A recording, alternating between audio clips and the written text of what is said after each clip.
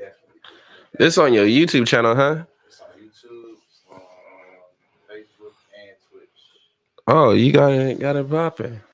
How's your Twitch numbers doing? I just this really gonna be my first song, man. Oh, blessings. Yeah. I just set up my Twitch today. That shit crazy. Just gonna see how it work out. Yeah. So the audio already on. They hear us right now. You know, man. Greetings, ladies and gentlemen, boys and girls, kings, queens, peasants, and pussy pop position, boy, put the slinging that wood, not that stick. Your man might keep it 100 to see nothing be that extra inch. I am the man, the myth, the legend, the gift, to see as I am. Put the has one before, and it won't be 1 cent. So you better pay attention and enjoy me now, motherfucker, cause I'm here. And I might not be long. So grab your bundle, your bone, your bill, Patron, and put up a motherfucking seat. Listen up while the real niggas speak. I ain't gonna talk over you, bitch. So goddamn it, please don't talk over me. Gonna keep this thing played, keep it all the way G. Y'all know what it is. I got my homie to the right of me, and I'm gonna go ahead and let him introduce himself. Man, it's your boy T Rich, you funky dog head bitch. We back once again, man. Cliff Nose Radio lives again. We broadcasting new location. And we just here to talk some more shit, man. Spit some game, share some game. And we got a special guest in the house. Oh man, I'm just chilling, man. I ain't nothing special around here, man. You my guys, man. I've been knowing y'all niggas for years. Oh man. I'm it's even though we all been knowing each other, man, it's still an honor to have you here though, nigga. Oh man, I'm late as fuck. This supposed to happen when daylight was outside. Man, LA be like that, bro. It's just the traffic, nigga. If you don't get out of your house in LA at 6 a.m., then you gonna be stuck in the house because of the traffic. Man, bro.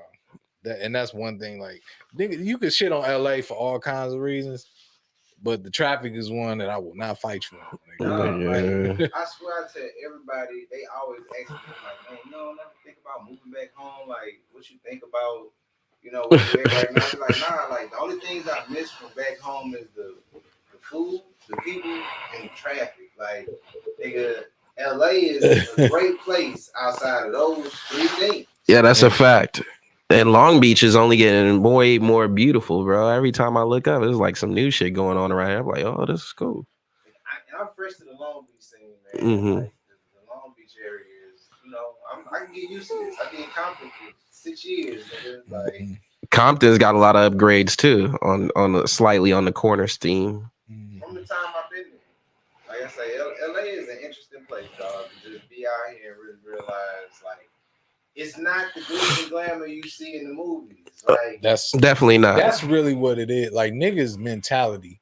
Like we was talking about earlier, like niggas got to get that angelic, romanticized view of these cities out their mind and really start getting a more realistic view. Like, nigga, that hood you come from, nigga, is another block in LA. Look just like that, nigga. Speaking of the hood, that's a fact. I gotta add the homie in from Louisiana, man. Go ahead and introduce yourself, bro, Dmet. I could barely hear. You said I could introduce myself, right? Introduce yourself, goddammit. Oh yeah, man. I'm the one and only. I'm your favorite one. I'm Dmet, Shreveport, Louisiana, by way of New Orleans. All things real, all things true, but I always keep it 100 with you. Glad to be on the show with you, brother. Already, man. So yeah, but coming back here to LA, dog, and me realizing when I first moved here that the city ain't all of the glitz and glamour and gold that it's painted out to be in these Hollywood movies and shit. It just turned into like realizing like people grow up here. People actually have to adult here. People have to actually compete with the imagery that they see. Oh, facts. Like, what do y'all think about? Like, how did that influence?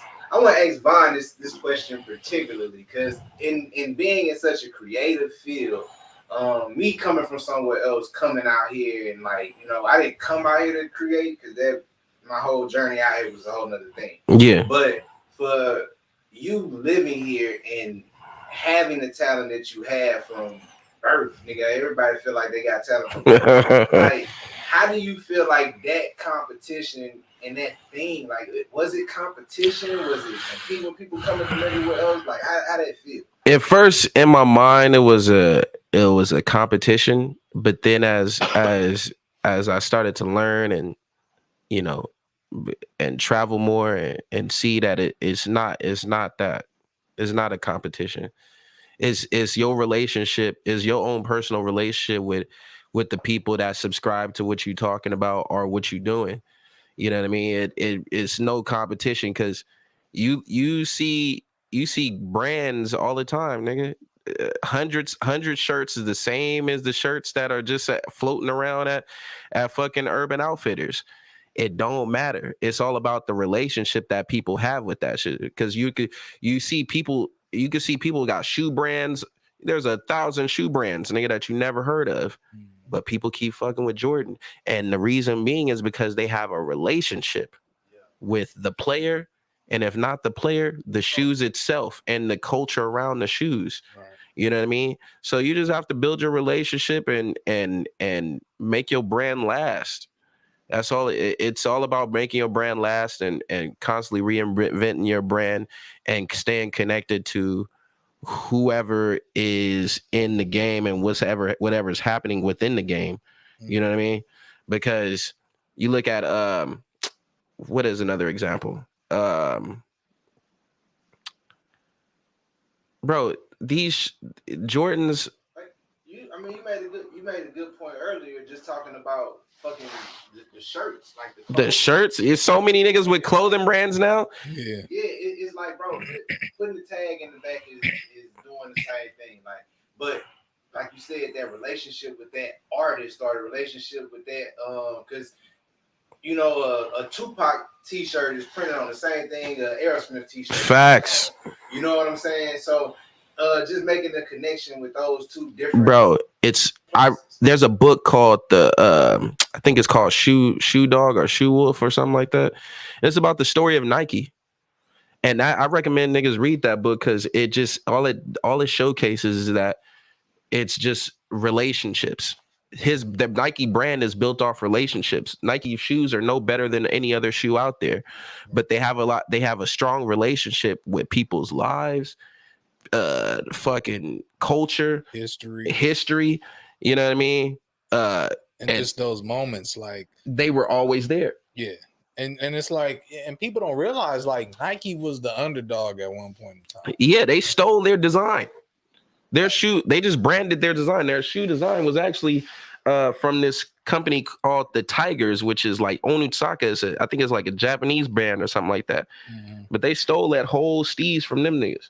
Yeah, like when you think about like Jordan and like him getting his first basketball shoe for Nike. Like Nike didn't do basketball shoes. Yeah, they did running shoes. They did running shoes, you know what I'm saying? And training shoes. And it's like Jordan made it popular to want to wear Nike, especially in the black community.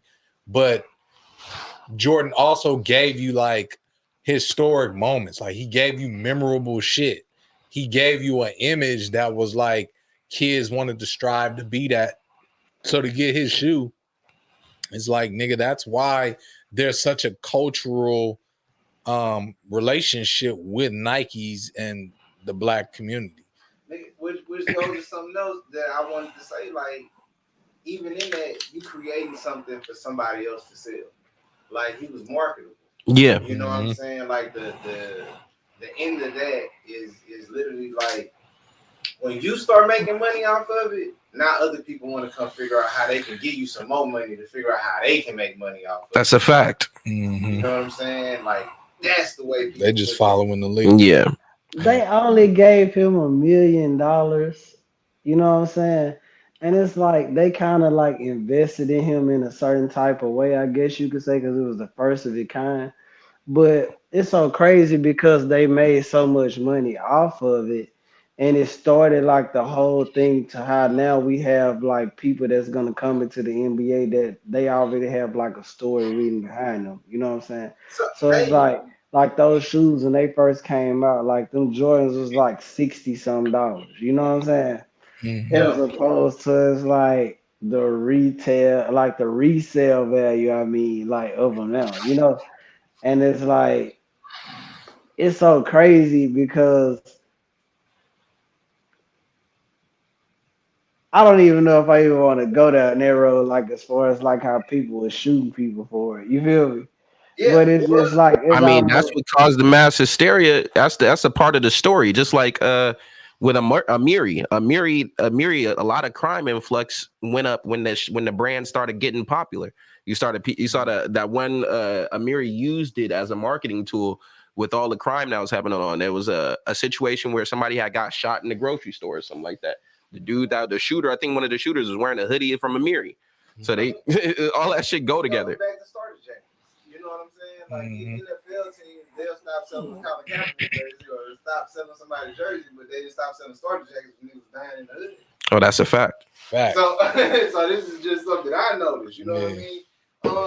But even going into that and going into where people invest and put their money, I wanted to, since we got Von here, comedian extraordinaire, I want to jump into how we also said people don't mind profiting off of pain.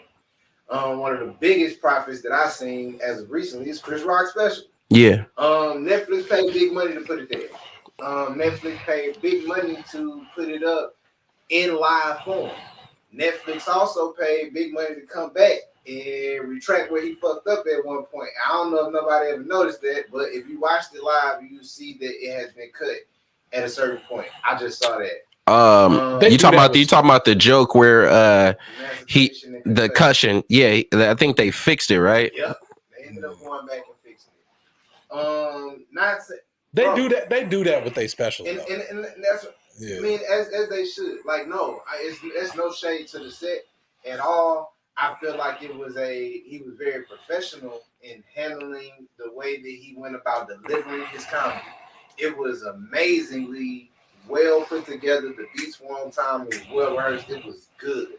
Nigga, if that's all you can talk about is that one little piece, if you really had to look for that, if you look past everything else that was in there.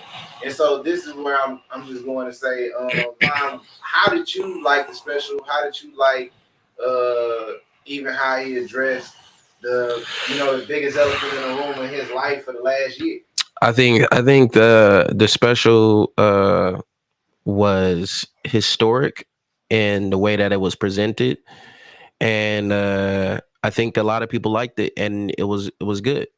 I think he followed through, and he did everything he was supposed to do, everything that was on his agenda. Because right now everybody's still talking about it, and that special happened like a couple of days ago now. So that's when you move the world, you did your thing, you moved the world, and that's what specials are supposed to do, is move the world and be memorable. And that special is now memorable for the moments that are attached with the special. And they could have very easily came to him when he was still steaming and the anger was still brewing. And he could have gave him something that probably wasn't as tactful, probably something that wasn't arranged well, probably something that wasn't real well written. And it probably would have just been really fucked up. But he got enough time to say what he wanted to say, and he did it in a real tasteful manner. And you know what I'm saying?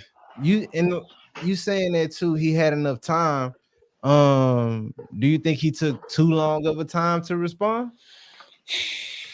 I mean, I think it depends on what kind of person you are, like, because that situation blew over after a couple weeks. A couple weeks went by, we stopped fucking talking about it. Right.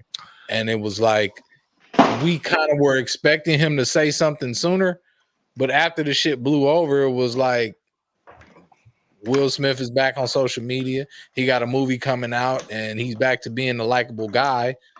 But it's like, I had my mind made up, Chris wasn't even gonna say nothing about it no more, other than in writing. You know? I mean,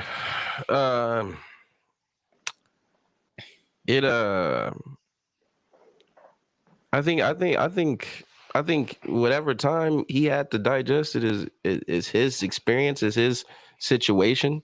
So whenever he felt like talking about it, he felt like talking about it. I mean, shit, there's a lot of things that go into putting together a special. So, like I said, yeah. that's why like the time that he got to really put his act together and say things, like I think because it happened like a year ago, right? Yeah. So it's like he could have said something just in the heat of the moment, and it probably wouldn't have came out as good as it would have came out. That's all I'm saying. I Like Can I he do. could say have said something? some shit that would have made him sound real bitter or real heated about the situation. But this is what he does. Like he's been doing stand up for years. So I think the end product, I think, was something that was tasteful because he's a professional. This is his lane and this is his domain. I agree. Go ahead, Derek. Well, and hey, I 100% agree with what you're saying, Tori. Like, if I'm gonna make money off of what I gotta say, if somebody's gonna make money off of what I gotta say, I'm gonna hold it and I'm gonna market it into the level of where I want it to be. You know what I'm saying? Most profitable. Yeah. I don't really want to give that up because everybody knows I have something to say. Yeah. That's what everybody does know, but they don't know how I'm gonna say it, or or how I actually feel. So keeping it like that 48 laws of power, you know what I'm saying? Like art of war, not letting the enemy know your next move, all these other type of things, bro. It's just that it took time, and I definitely agree with that. I think a lot of other things in that special to get to that one joke came off a certain way. But hold on, I want to let Derek chime in on just that fact before I go into to this next point. But go ahead, brother. I as like, and I'm not saying it to be like devil's advocate. I don't know junk like that, but I was never really a fan of Chris Rock coming at that man wife like that anyway. You know what I'm saying? And I don't think that, I feel like comedy is comedy and I respect comedy. You know what I'm saying? But it's like, do we not have no boundaries on like people like life? You know what I'm saying? Like, I don't know what nobody going through. You know what I'm saying? Like, I mean, I done had the conversation with you a lot, like about playing the dozens and shit, and be like, certain type of ways y'all niggas like to joke. That's I don't John. like to joke like that, Somebody and breathing I hard as fuck. always That's like, me, baby. That's me. hello. Yeah, I don't know. I got a fat man body or some shit. I don't know what's up. Say somebody over there breathing hard as fuck. We was reading the comments. I know, nigga. That's what I said when we first got on this bitch. No, he Nigga, I did. really don't. I I don't. thought it was me because I got my mic Nigga, right here. I I'm like, breathe like a I don't fucking think I bug, breathe nigga. that hard, nigga. Like I say, it really could. It fuck. But nah, Derek, go ahead, bro.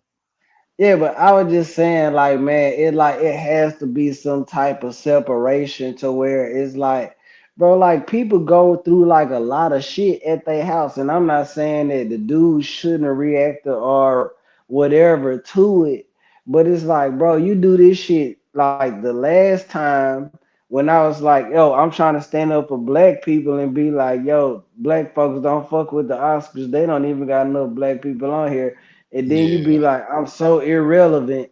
You know what I'm saying? And then it's like, then the next time when we out here ready to try to do this shit, you gonna try to shit on me again. And I don't agree with a 99.9% of the shit that Jada talk about. You know what I'm saying?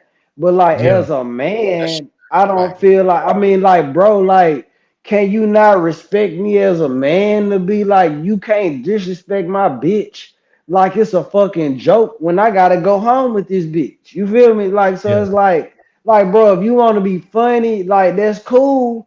But when this bitch get to feeling some type of way, I I gotta gotta do what go I gotta home with do. this stupid ass bitch. You feel me? Like, and granted, as stupid as this bitch might be, I chose to deal with this hoe. So if I gotta come and smack you in your motherfucking mouth for because this your second time doing this shit in the same motherfucking arena, I ain't never ever known it to be the nigga who got smacked in the mouth for being a bitch ass nigga to get such accolades amongst What? society. But hey, but here's the other side to that. It's not like he's the first nigga to say something about this man, and it's not like he's the first one to say something about her as a woman. He's not the first.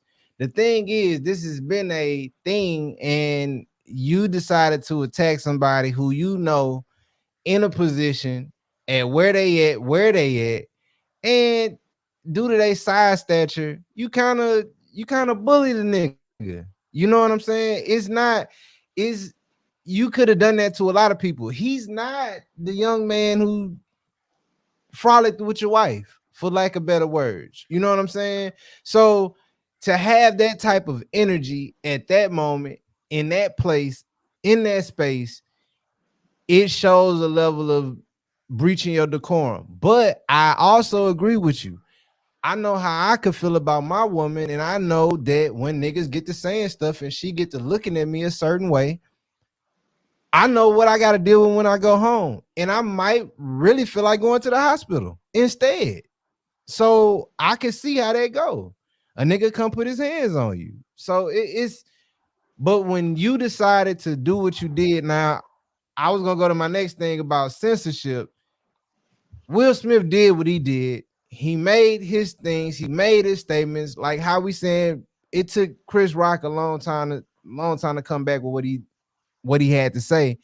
Him coming back and saying what he said now, the things and the way he talked in that special, like I said, he really was a very professional comedian at delivery, and how he approached things, the way he moved on stage, the way he gave animation to his characters and everything. He was, I mean, 10 out of 10. I give it that, like 10 out of 10. Second, but when you just bitch, he called him a bitch, the bitch, and he started going in like that, bro.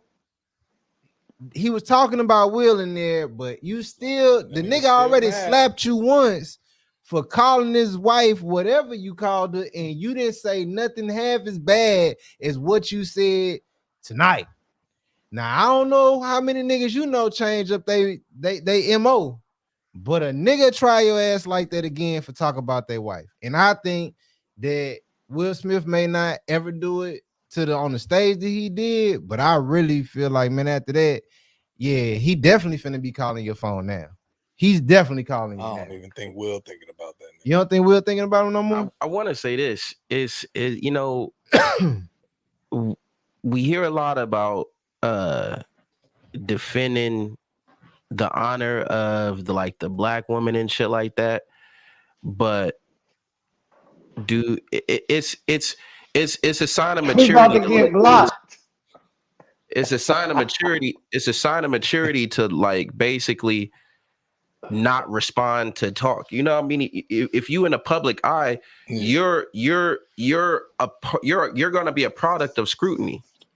You put all that information out there, you put all that shit out there. Whatever you put out there, people are going to have an opinion about it, and that's just what it is. You see that in the world now where everybody has a podcast, everybody has a platform to speak on, and we talk about everything. And that's because if you didn't want to be talked about, being an actress or being a person that's making millions of dollars to be a public image, that comes a part of the game. Getting roasted, getting talked about. You are now a reference when somebody wants to roast something.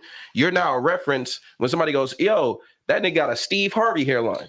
Yeah, like, or that nigga got the same teeth. Is that the bitch on fucking on Snowfall look like Roger Rondo. You know what I'm saying? Shit like that. You are now a reference to whatever somebody is describing or trying to roast on. But I think it's when your art, like when you get out there to perform, I think that's when people can be critical of you. But like your own personal shit, I don't think we really at liberty to judge you on what the fuck is going on in your family. No. See, the thing about it is nobody knew what was happening with Jada. Well, she put it out there. Well, no, she didn't. The other nigga did. But then when you go on and you go on your platform and discuss y'all relationship shit on a public platform, like we supposed to care about that. Like that's not none of our business. Like what y'all doing, y'all marriage ain't none of our business. Exactly. But when you put it out there, you're putting it out there so people can exercise their opinion on it. I know. Yeah. But my thing is like, you as a grown man, like you at the Oscars, you know these niggas be cracking jokes every year.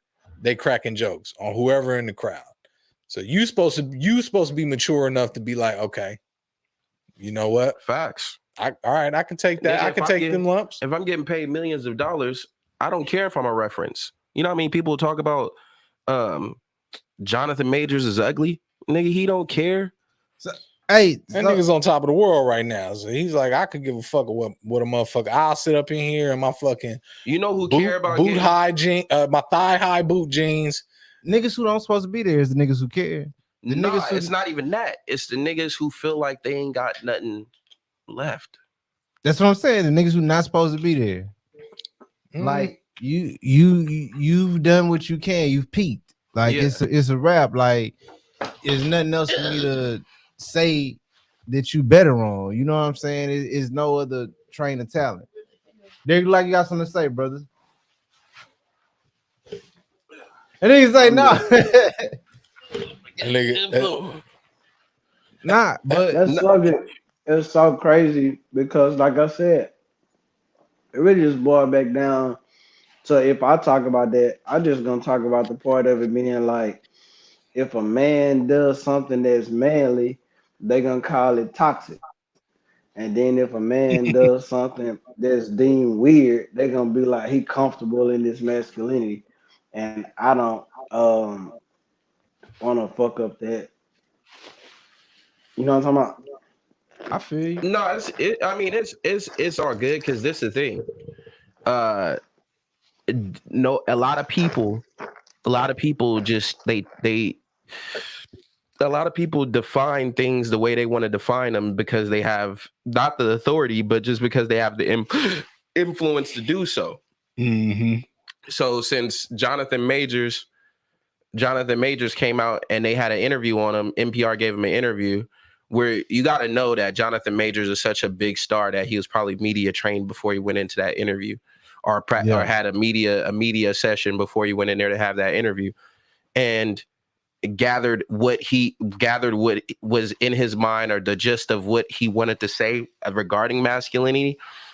They're constantly moving the needle with masculinity to like basically and be all inclusive and try to support these different changes amongst people. And the changes to us might be stupid. You know what I'm saying?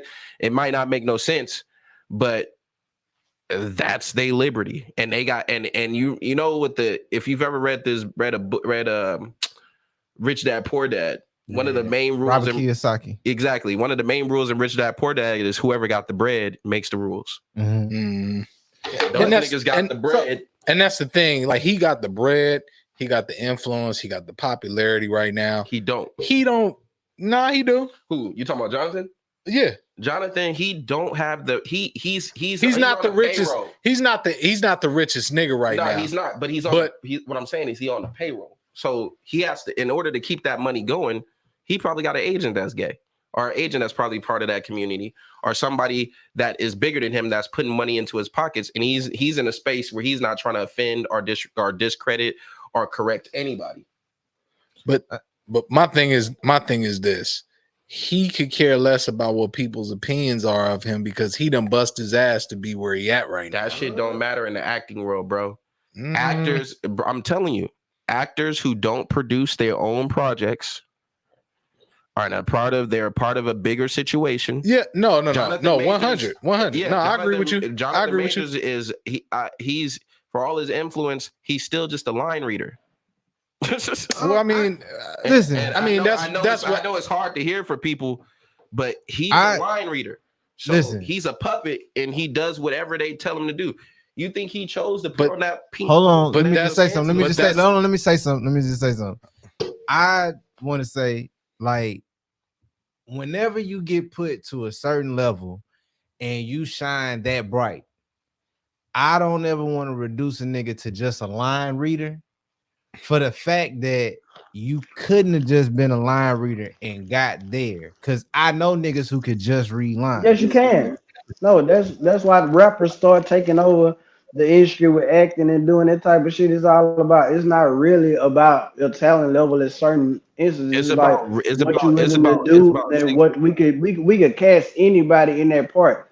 And once they that's get a the fact, casting bro. people in those parts, that's why they get the acting like that, and which perpetuates the same shit that we trying to talk about now. That's a I'm fact. I mean, I'm in the same room as people who cast these big projects, and I've seen like how they cast. They cast based off of somebody having a recommendation. There was okay. So for instance, um, let's take House Party for instance. House Party had a bunch of it was the project was nice to see the project come to fruition, but it was crazy because it was basically niggas putting their homies in the film. That's all it was. Yeah, but then, Calmatic knows hi, my name is T, and all these other people, and they're in the movie. but hold on, bro. Like, but see, that's the thing. I'm Insecure is the same type of situation. Exactly. Issa used a lot of her homies too, but she still had really good fucking talent in the show. and here we go. That was what made the show so fucking intriguing. So here we go. You're not winning awards if you're not good. That's what I'm saying. So- Listen. I'm not gonna say that what he's saying isn't true. I'm You not do saying that gotta either. have some That's why I say I connections. agree. You do it. You do got to have somebody speak for you, put in good words for you, and all that. But at the same time, if you don't show up and deliver, it's gonna make it seem like what they just said about you is bullshit. Yep. Yeah, You still got to show up and do what the fuck you supposed to do. that's a fact. But talent still comes last. So here we go. So I'm glad you said that because I want to move along on this. But goes back to the first time of me actually meeting Von. So when I met Von was actually performing at Mavericks Flat. And I think that's the first time I met him. But at that joke, when he had like two jokes, maybe it might have been my partialism because the nigga tried to roast me coming through the door. And that's That what was made me. I it. did that to you? You didn't do it to me because I had another nigga to shield me at the time who just happened to be in the same situation. But this nigga, that's why I said I had to address this nigga on air. But nah, we walked in, it was me and JP. And so he was like, yeah, man, this is before Von had a beard. Von didn't even have a beard at this time. So obviously he was Nigga used to have a fade. Yeah. nigga, listen, I don't know if he was admiring us, admiring our beards or something, because he was anxious to get to the clan. But the nigga literally said, he's like, man, motherfuckers walked in with some nice ass beards. He said, Nigga, just like what? that. That's what that nigga said. No cap. Then he said, but look, they I know struggling. niggas was like, fuck. But he said, nah, they struggling at some point. This nigga got the height. He got the hairline. I think I did say something like That nigga said that to me and JP. Mm. And I was like, damn, this nigga roasted me coming through the door. What type of nigga is this? Yeah. So I was like, this nigga better be funny because we're gonna jump him when he get off But the that's stage. the thing. With comedy. That's the thing with comedy, though, bro. It's been But like that's that talent. forever. Even like y'all was talking about the dozens. It's like, nigga, that's what comedy is based off of. Nigga, you got to take the one thing that stands out, nigga, and just be like, fuck it, nigga. That's what I'm gonna roll with. But that's a fact. and so getting to what Von was saying, like when it's talent or it's just a nigga being put in front of your face over and over and over and over and over and the over. nigga Jonathan. Listen, when I first seen Jonathan Majors, I think the first thing I said, I was like, this nigga got a hell of a workout regimen. I don't know what the fuck he be doing, but this nigga is not just at the house. He disciplined. This nigga ain't just at the house with a curl bar with some duct tape, nigga, and doing pull-ups every day. Nah, This nigga got somebody that's working his ass out the whole pause. Paul, I was about to say, Yeah. man, you getting kind of interested in. No, I'm just saying. So like when you see him in Creed, I'm like, bro, there was probably nobody else. You probably had no other choice but to cast this nigga. Only thing I know him from, nigga, is his physique. I ain't really seen none of his fucking movies.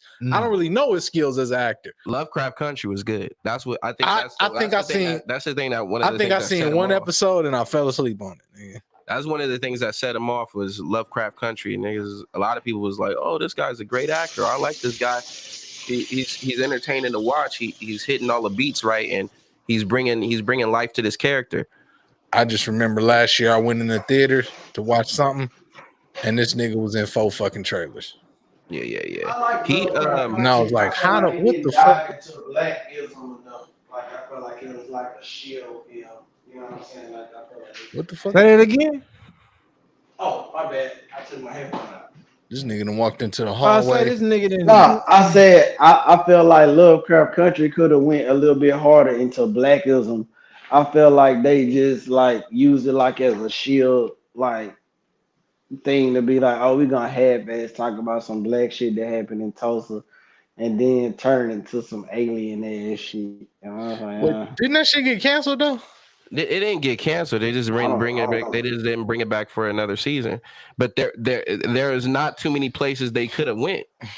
Shit, they did a lot of shit in that one season, and a lot of the stuff that they did in that one season was very traumatizing to the viewers that is heavy in HBO. See, HBO got a There must have been some large freaky ass shit going on in that shit. yeah, HBO got a large LGBT demographic, bro. They got a I'm- large LGBT Well, following. they was one of the first networks to put like a all gay show on there. Like, Yeah, so because they cater to that audience, so they look at their demographic and who's subscribing to their network, and they but put that's all that shit but together. that's a lot of networks though. Like, Yeah, I mean, but HBO is like heavy on that's how on the gay art side. that's how networks like Zeus is able to prosper because they know But niggas y'all talking love about who HBO? that Man, ghetto shit. YouTube make me take. It got a gay quiz on my shit every day. Like it's like, why y'all want me to maybe take a gay quiz? Like I'm good, but they been popping every motherfucking day in the motherfucking ad. Like Um, uh, uh, Jamar Carmichael's specials are on HBO. Mhm. The Rathanol or whatever the hell But That was a movie. good show. man. HBO has always been a sexually influential place. Yeah, Yep. From Taxi Cab Confessions to real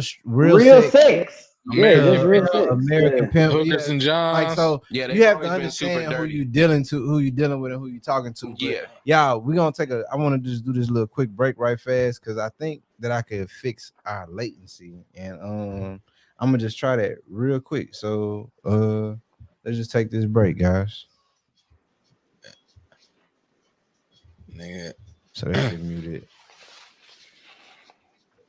But yeah, no, the talent. I don't think talent comes last, bro. You got to have something to show 'em. This the thing.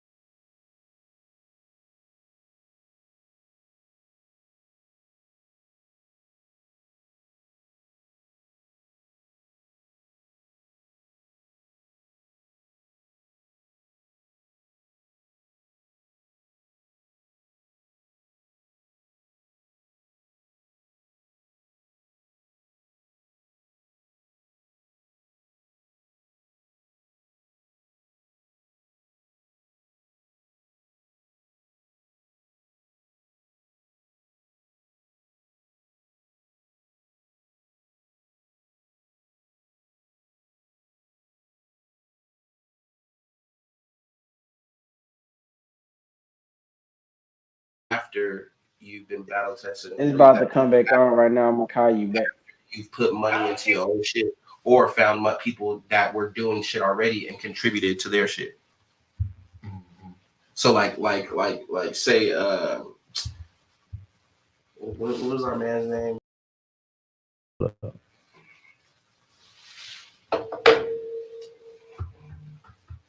Did it mess me up? Testing. You can hear me, bro, Derek? So we in here, man. Hold on.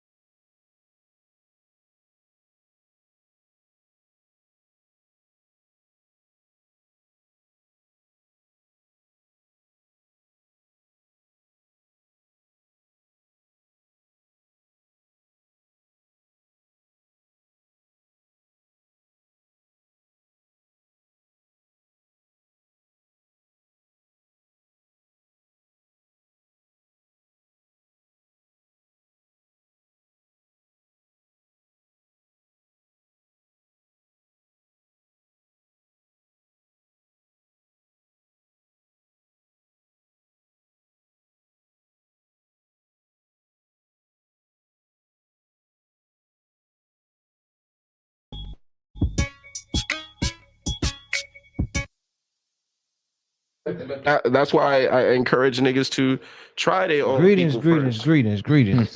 We are back. You have to be on that all my lives matter type shit. What'd you say, brother? So hold on, wait, but coming from a nigga who like my girl ain't black, You know what I'm saying? I'm not hating on But niggas, but but not I'm not saying that's the situation you have to deal with. I ain't I disagree with that because you don't have to deal with nothing. Like it's always a choice. Well, no, he's saying there's gonna come a time where you do have to address certain Because you certain like, aspects of your say relationship. you go to somewhere and they talking about some pro black shit, you not finna be like sitting there egging that shit on. Your wife or your spouse is on the side of you. But see, I disagree with that in a sense. Unless it's some shit like, oh, they was beating the shit out of that person and we all could see it. Now I have no choice but to be like, they were wrong. You know what I'm saying? And let y'all fucking just pile up on my thing. That's just like if you went somewhere with her and then they started shitting on black people, you can't. What is she supposed to do? She's supposed to sit there and be like, yeah, I agree. No, she's gonna walk your ass out and be like, they're getting crazy in here. They're getting crazy in here. The reason why I say I disagree with like how you saying that or the fact of it, the reason why I would say I disagree is in dating outside of my race, I ain't really dated white girls. So it's always been something different. But even in dating others, when I dated others, because my main girlfriends have always been black. It had happened today outside of my race, moving to LA. Yeah. And dating who I date now, my girlfriend's Palestinian. Kind of niggas of the sand, if you want to say something. I hate to make it sound like that, but nigga just called this girl a racial slur. I mean, but not because they have tried to take her, they land and everything. Like, you know what I'm saying? It's a similar thing over there for Palestinians and black. That's why you had the Negro Palestinian coalition. They struggle for their own rights. Exactly. It's kind of been a similar thing. Not as extreme, and me and her had those conversations.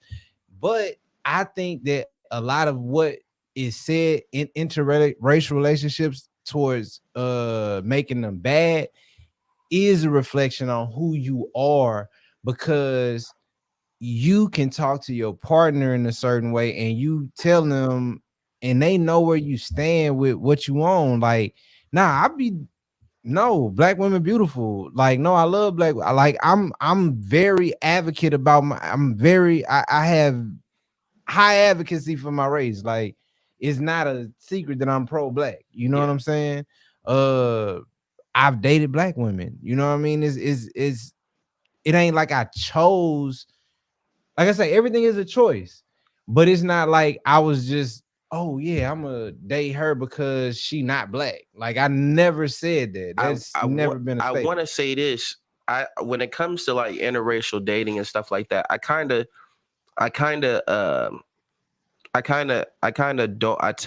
people that it's not the man's fault. And the reason I say that is because men take whoever they attract. They're not like women, where women can decide openly, I only date tall niggas and there's nothing I'm not going back on that. And they have a slew of tall niggas. Hey, I can't even hold you like on some shit. Like, even when I be talking to like Cliff about that type of shit, a lot of times it's so funny because this shit get used like in a capacity to where it's like motherfuckers will say that shit in a way like bitches, women will say that I fuck who I want and dudes fuck who they can. You know what I'm saying? Exactly. But at the end of the day, no, that's not really true. Most of the time, motherfuckers, these bitches just get to trying to fuck a nigga that's like LeBron James or like a Drake or like some shit like that. It's like, bitch, you not like, privy to that type of situation. And they And keep then to be like, even if you do fuck a Drake or LeBron James, it's like that person don't like you like that. It's just somebody that fucked you. You didn't fuck them. And so it's like, that's mental illness. That situation varies from person to person, but overall, women decide who they want to let in. Even the fat ones. Even the fat ones got choices. More choices than a good-looking nigga. I've seen good-looking niggas go after women and then still have to go through the full process of courting her, doing all the spending all the bread. That's she facts. open the door and then get Shamar Moore to climb up on top of her. Is how the game go. That's why. Yeah, yeah. That's why I was like, yo, Just finish the thought. I was like, yo, basically, I don't really. When I hear women say, "Oh, he's doing this or this," I be like, women have all the choices. You decide. You choose up. A nigga, I don't give a fuck if a nigga is. We've seen it The too. nigga choosing is like a 1%, 2%. It ain't even a 10%. It's It's like not even that. You yeah, got niggas that are yeah. like part of the 1% of the world with multi-millions of dollars and still can't get bitches. Jeff Bezos has to indulge the idea that I will give you money if you fuck with me in order to get any bitch he wants. And bitches have to understand and know who Jeff Bezos is. It's some bitches that don't even know what Jeff Bezos looks like. They have to Google this nigga first. Like, oh, this nigga is the richest nigga in the world. Let me go fuck this nigga then. Because it'll be some girl, Yeah. a black woman, especially Who, black women who got will looks. believe? Who will Oh believe hell it? yeah, The nigga wouldn't who got even as know much who the money as fuck that Jeff nigga Bezos was. Yeah. gotta be. Oh, he gotta look like Dwayne Johnson. And If still, this nigga got that This much old money, this I old know lame he ass like white nigga was trying to talk to me last night at the casino, bitch. I can't believe he was, oh my god. I turned him down. I found out it was Jeff Bezos. they like sharing that they fuck somebody over. It's the weirdest thing. But if let a nigga Hey, be at a casino, let a Let nigga us be get at a on here casino. right now talking about, man, I turned this fat bitch down. This fat bitch came up to oh me boy, this and bitch she gonna met get my shut limit. down, nigga. I can't believe I could fuck with a bitch that would be over 5'7" and then Mm-mm, have the nerve to mm-mm. weigh 167 pounds. Right. But still, You We would talk be But about a people, bitch fucked up. people be attributes. That's taking where you shit done fucked up. super. People be people just take shit super fucking personal. Like they want Nah, to like bitches take shit super if personal. one Nigga light deal with skinned that nigga shit turn every motherfucking day. if one light skinned nigga turned a chick down, now she gonna be like, oh fuck all he these don't light like black. skinned. He don't like He black don't girls. like black. Nah, bitch, he just didn't like you, and that don't mean that another light skinned nigga ain't gonna like you. It just the light skinned nigga that you had your eyes on really just couldn't wasn't get feeling him. you, and it probably was a number of reasons he wasn't feeling you. But that is what I mean. That supports the idea that women know in their heart they can get whoever they want, and when they don't get that, the world is ending. Like all these niggas is gay, all these niggas is gay. They I love willing to throwing say that. they can. I willing to That's say they the could get what lamest excuse satisfied them. ever. It's like, bitch, what was wrong with you? You can't. There's nothing wrong Nothing. with you.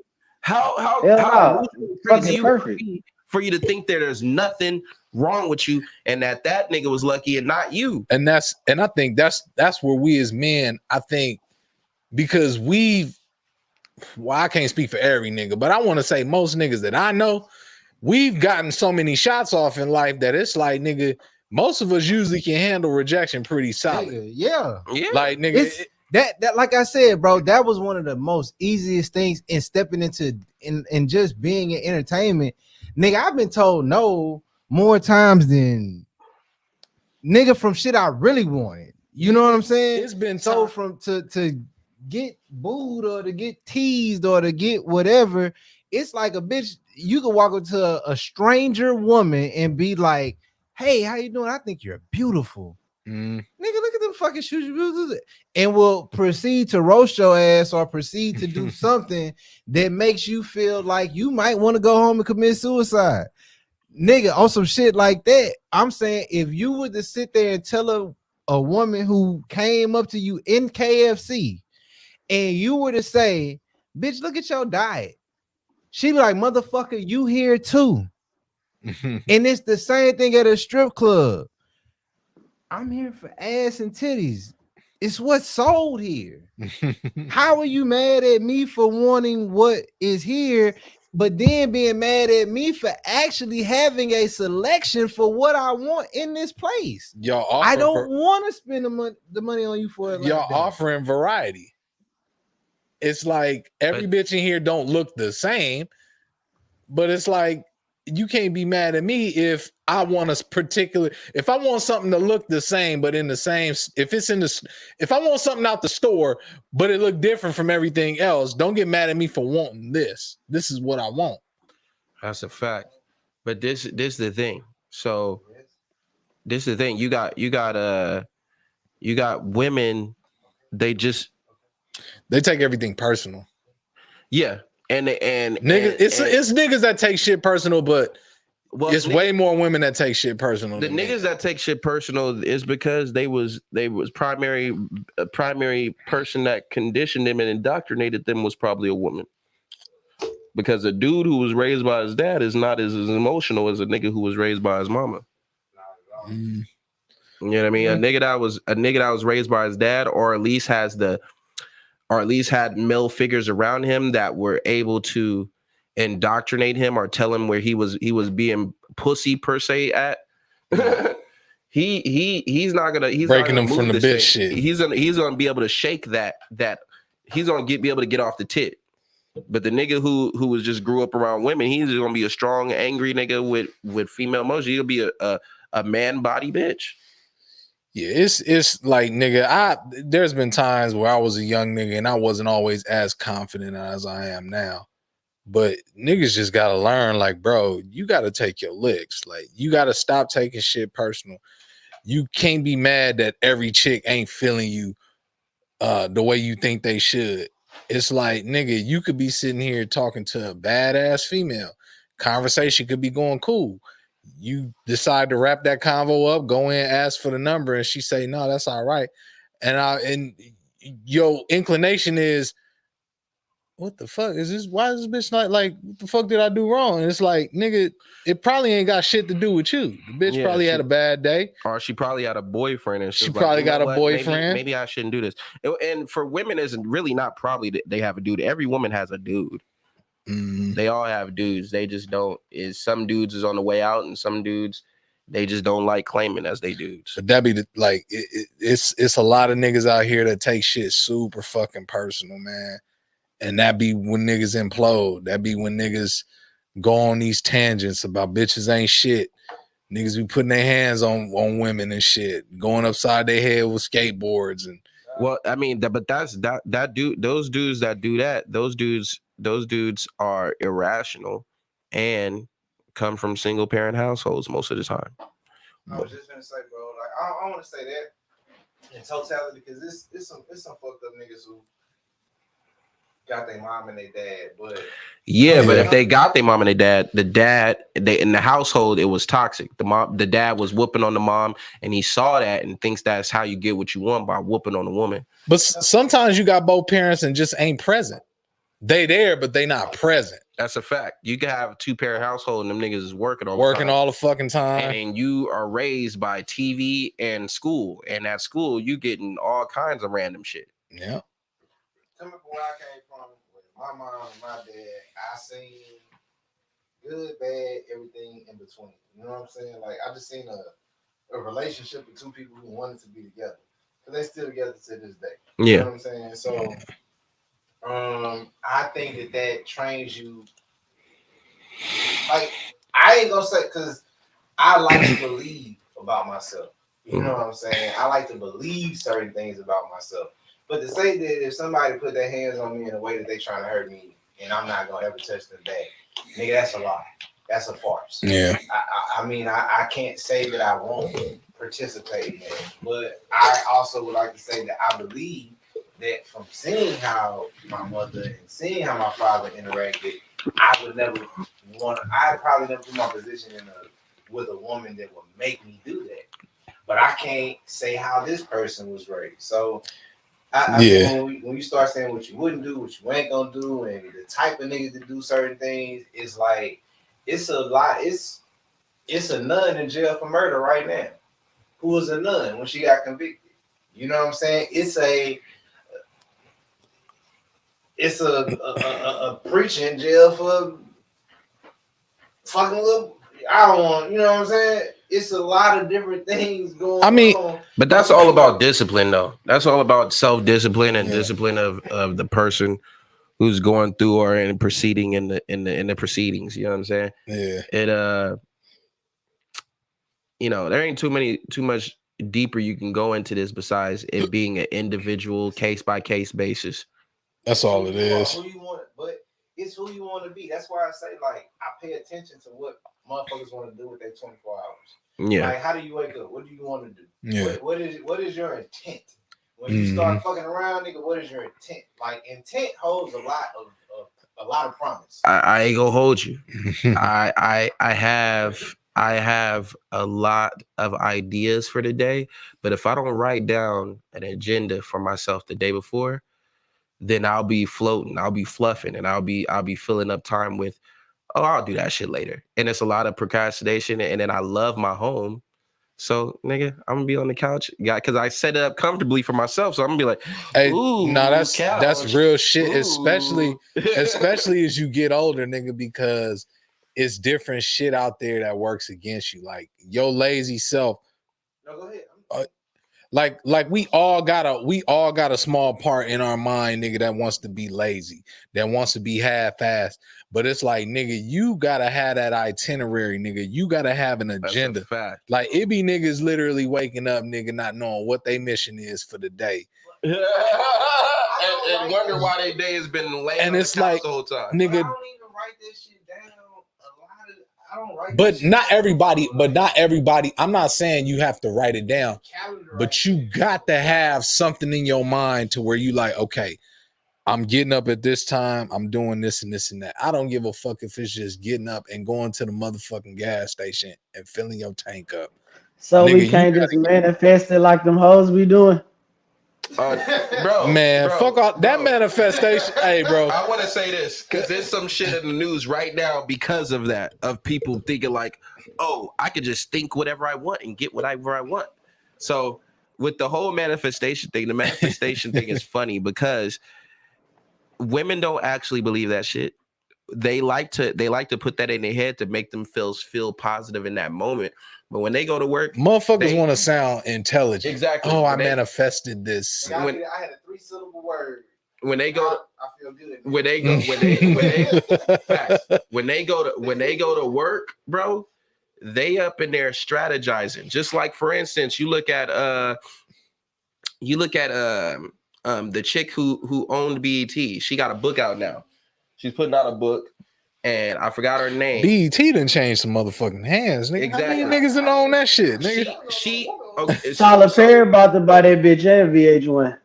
Yeah, so the dude who owned BET, he had her. She was working under him. What she did was she started having an affair with him. Most powerful men are stupid. So he started having an affair with her. And then the next thing you know, when he leaves and goes buy the Bobcats, whatever he go do, he leaves her the company. She takes over the company, and here we go. Didn't transfer hands. She don't have the same passion about BET as the founder did. But the founder was so happy with screwing her and, getting his peyote, he just moved on to another venture. Or did he see that venture was kind of fizzing out? Probably. Man, probably gave it to Viacom before he even gave it to her, and then she got it and then ended up because that should be happening. Like, motherfuckers sell businesses off because it's probably not as popular no more. Like, I gotta salvage what's left of it, or they just don't want to deal with it. That too. Man, I seen situation out here where like dude, woman got a business together, and the dude was really like the person that was bringing the crowd into the place. And it's like, so after the relationship kind of fizzed out, she started doing her own thing with somebody else. But you could tell that the business was not the same.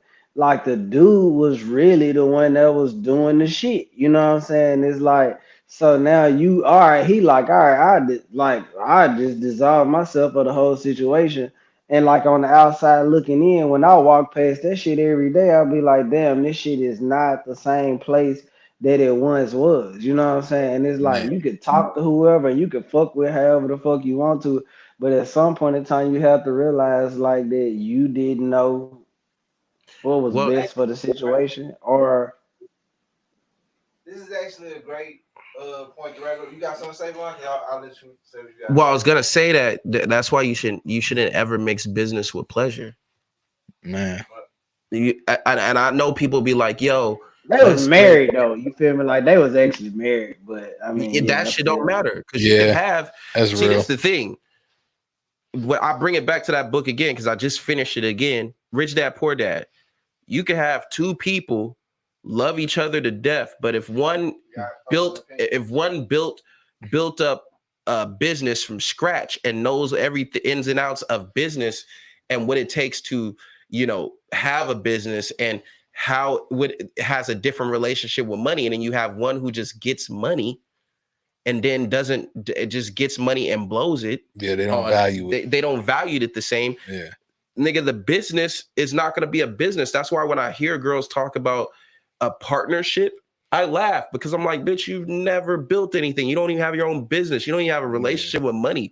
Do you have a savings? Do you have an IRA? Do you have a CD? Do you even have an LLC? Because everybody should have one just on standard GP.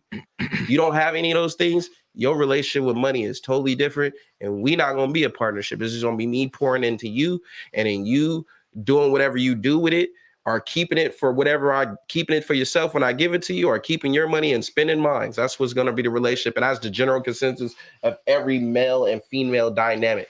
And this is my point to go into that, and we can kind of close out. It's kind of even to what it is. Like, whatever you do, you got your flavor.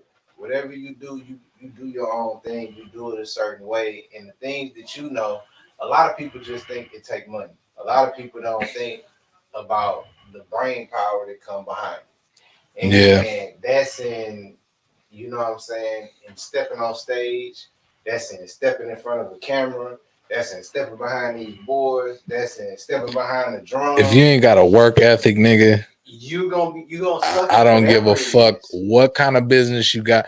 I think people just hear that entrepreneurship shit and think that that's supposed to add some kind of prestige to their name. Oh, I'm an entrepreneur. If you motherfucker, get your ass up and go grind. If you don't work at your skill and you don't work at what you do, you're gonna suck. It's gonna be terrible. Yeah. And even your best will look like a nigga worse. That's a fact. Do they worse and not even give a fuck. The average business takes like 3 to 4 years to get started making profit. Now, I think a lot of women, especially black ones, because we don't have a great relationship with money to begin with, don't even know that, nigga, you got to go through a dry spell of being broke. But they so afraid of time that they're like, I'm wasting time being broke. Let me go find somebody who got money so I can build with them and who got their head on. That's their mind frame. I don't, like I said, it's not everybody, but it's a lot of these bitches. I don't want to say that's everybody, but that exists but this mentality, this microwave mentality, I cannot say that it's hit to one group of people or another. It's rampant in the black community. Because if you look at who's at the bottom of the food chain when it comes to society, it's black. Everybody knows that. They even they talk shit about us. They be like, yo, black people are liquid money. They get money and it goes straight to wherever they think they can use to make themselves feel better for a moment. They're not thinking about longevity. None of them have fucking life insurance. None of them really have health insurance. That's why Obamacare came out and was supported, because they wanted to have a reason to get black people involved with health insurance and get more and in other things, the other aspects that came with Obamacare as well. But not just that. That was just an incentive of getting black people being on some like, oh, I'll get on Obamacare, I'll do this, I'll sign up for this, and then I'll think about this, and I'll let you take money from me this way, and you know what I mean. It's a lot of things that happen with that. You know what I mean? You said a lot. Yeah, that's why I stopped, because it was so compounded. It's really it's like that's heavy, bro. That's why these images get pushed in our face, like all this materialistic shit, all these narratives that, oh, go be an entrepreneur, do this and this and that. But y'all giving these images and y'all constantly force feeding this, and these niggas don't even have a fucking skill set, and you telling them that they need to go and do everything. And this goes back to we really need to be doing. We need doctors and we need engineers. That's like capitalism at its finest. To be a fucking cook. Every nigga don't need to be making motherfucking food and making t-shirts and shit. Nigga, we need. At one point was barbershop, beauty salon. Nigga, it still is low key. I get my hair cut on Crenshaw. What you say, Derek? I was like, it's capitalism at its finest. I mean, just making people believe that you could have something that's unattainable and it's only going to be allotted to the few. But when Well, you it's make it it. seem like these are the things that are what we base our society off of, and then you got a few niggas that done did it, it's like, ah, yeah, that shit possible. They're just like everybody could get a nigga from the hood that could go to the league. You know what I'm saying? Which really, that ain't how Everybody, this shit work. But that's how everybody motherfuckers sell it. can, but is it realistic for everybody to go See, out and do that? this is Nah, the it's not. thing. That's what I'm saying. But that's how they sell it. Like they sell it like it's like, oh yeah, Okay, you Yeah. know, so like everybody gonna have a partner that's gonna make it. Everybody that's gonna have a partner that's gonna okay, do so this. this is the thing, bro. So what he just said is the mindset of so many people. Now, these are the things that need to happen in order for you to be in a position to do what you want to do in this world and have the money to do that. So one is protection.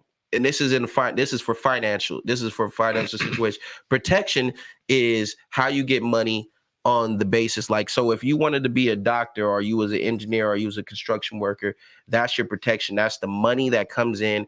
And then once you get that money is debt management.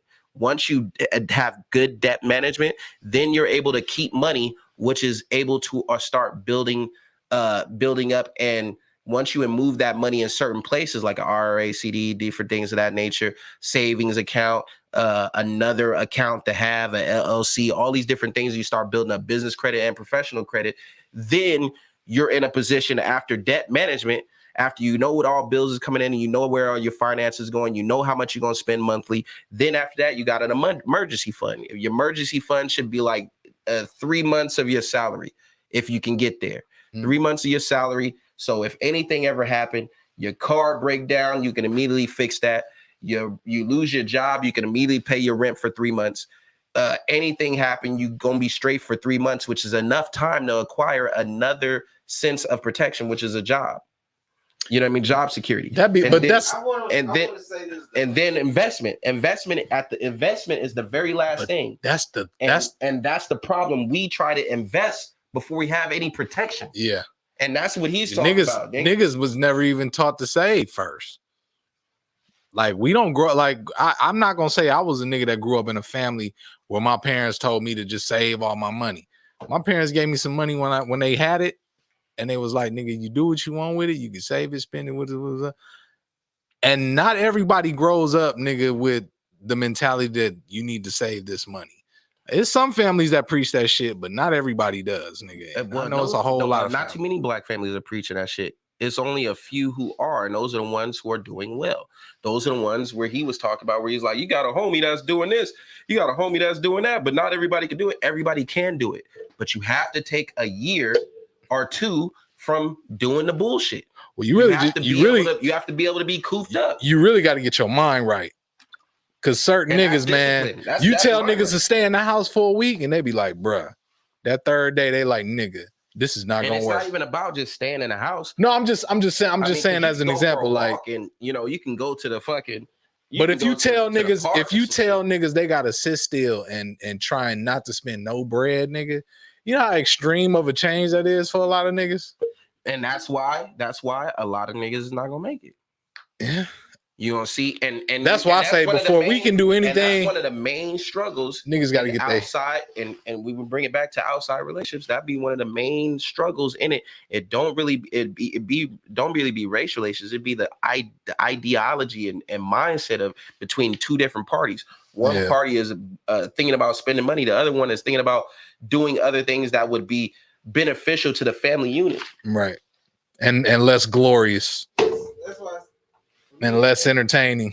It's interesting to just even hear that mindset, because like people could do so many things with whatever their 24 hours is and whatever their financial income is. You can spend your money wherever you want to spend your money. You can spend your money with whoever you want to spend your money. We black is this way. But you gotta get some money first. That's the main thing.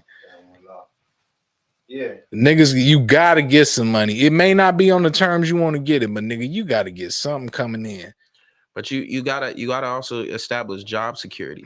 Only way you can establish job security is starting a business.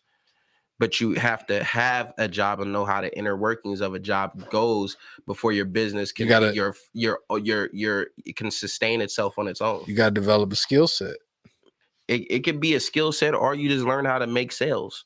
Some people don't Sales have a skill set. that's some people don't some for some people that's not really a You skill. you knew look, niggas in high school. What high school you went to? I went to Inglewood, but I also went to Moreno Valley High School. Did niggas sell candy at the high school you went to? Yeah. I mean, and that wasn't really a skill. That was more so a product of convenience.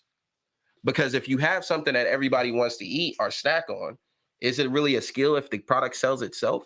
That's like a nigga saying a nigga is an amazing hustler, but the nigga's selling crack. But that's the crack is gonna sell itself. You gonna have niggas coming back. You could be the but that's the thing. Has person. A nigga you could have bad salesmanship or bad customer service. Nigga, they gonna come back for that. Do you know the nigga no name? Risk, no reward. What's the nigga? What's the nigga that crazy? What's the nigga that be coming to you like, my man, like he got the little cleaning shit?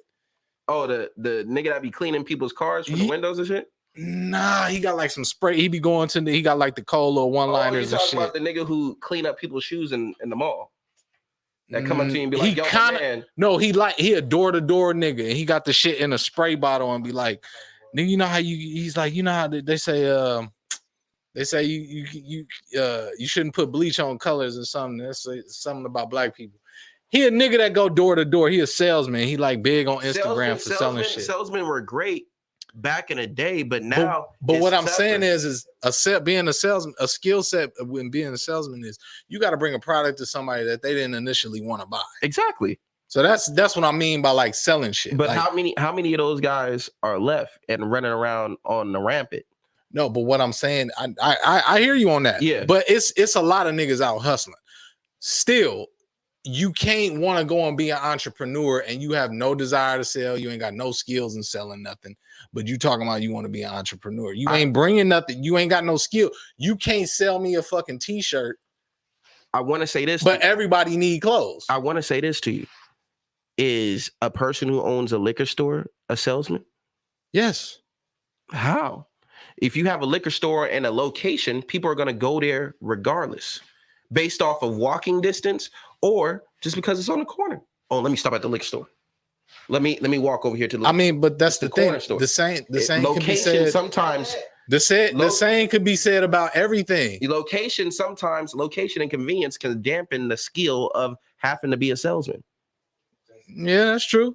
But if you got one liquor store in a 5-mile radius, people are going to go to that liquor store. Yes, but if you got 5 liquor stores in a 5-mile radius, people are going to go to the one that either got them. You go to the one that got the most convenience, most variety, customer service. I would agree with you, but I used to live in New York, and that shit don't matter. Niggas will walk down the street to the bodega. Niggas will be walking down the street, and then they'll walk into a random bodega. It really don't matter. It's all about proximity, because at this point, everybody's selling something. And then with Amazon allows for people. That's ultimate convenience. Amazon allows for people to not even leave the comfort of their home. So you don't need to be a salesman.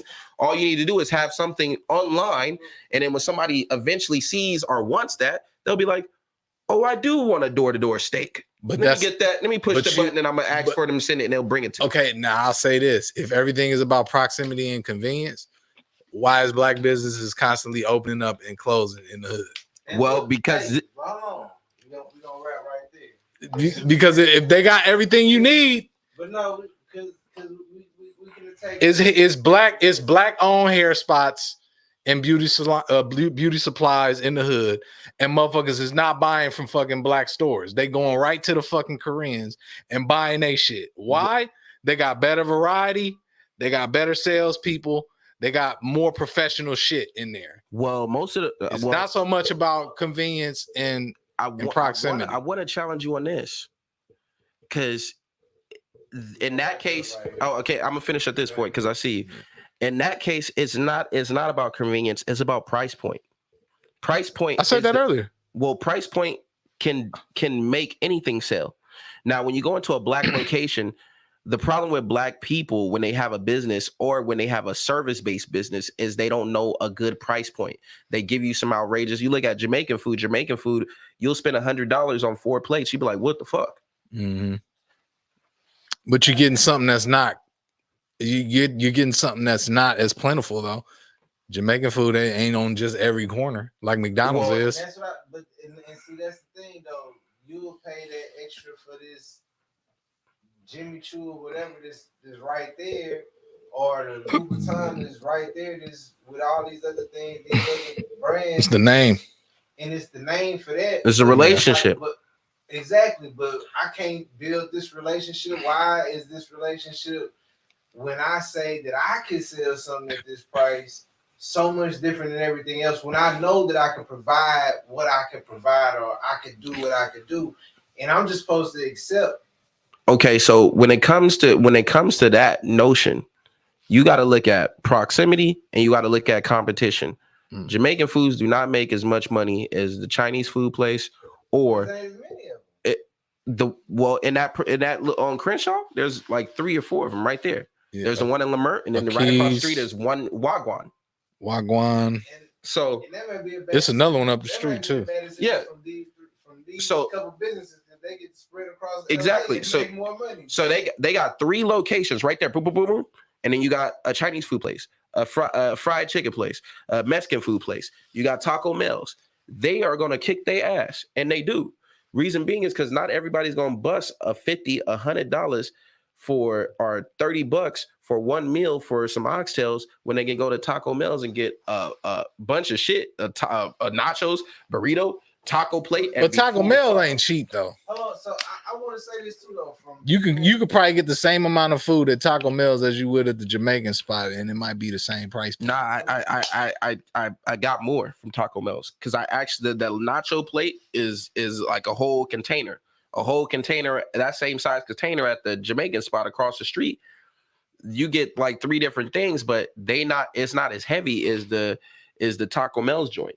Taco Mel they put some a bunch people of shit. don't want Taco Mel's run out of supplies fast because people go to Taco Mel's because it is cheaper and the food is good. I mean, even though it's basic like American Mexican food, it's still it's still filling. But and Mel, you can smoke it and eat it and whatever. But Mel know how to sell too though.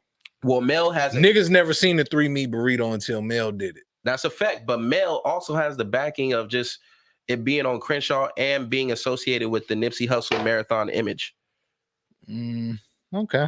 I mean, I ain't gonna debate you on that one. I ain't gonna hold y'all. I gotta give a shout out to my brothers, Take Sessions, out there in Baton Rouge. Niggas gotta have these more often. A lot of shit to say about that. But yeah, man, we're gonna go ahead and take it out. Y'all, what can they find y'all? But Derek, I'll let you go first. Go ahead out of here.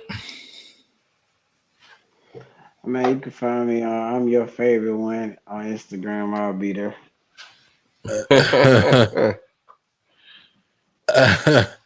Hey man, y'all follow me on the gram. It's T Rich. Is _T with 2 E's _Rich. Everything is Von Roberts. So you can Google me. I'll be the only name that comes up. You gotta spell VONROBURTS. Right, bro. Ain't got the common spelling on the last name. ROBURTS. And that's Von Roberts. Everything will come up. I did spell shit wrong with the motherfucker in the description. No, that's all good, bro. Everybody does that. I had to fix a bunch of shit on IMDb because I do got a lot of shit under me. Yeah. Well, y'all know where to find me, man. Real Clip 225. Y'all can also find me at Clip Notes Radio. Y'all can also follow the production page. How this whole thing is put on.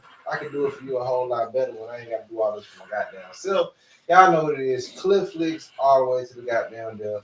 This is what it's gonna be. I'm with my nigga T, and we missing my nigga Jalil tonight. But I had D in here, my nigga Derek, Dmet, and Von Roberts. Y'all make sure y'all follow them and tune in, and we out. Yeah, fuck niggas. Bro, I definitely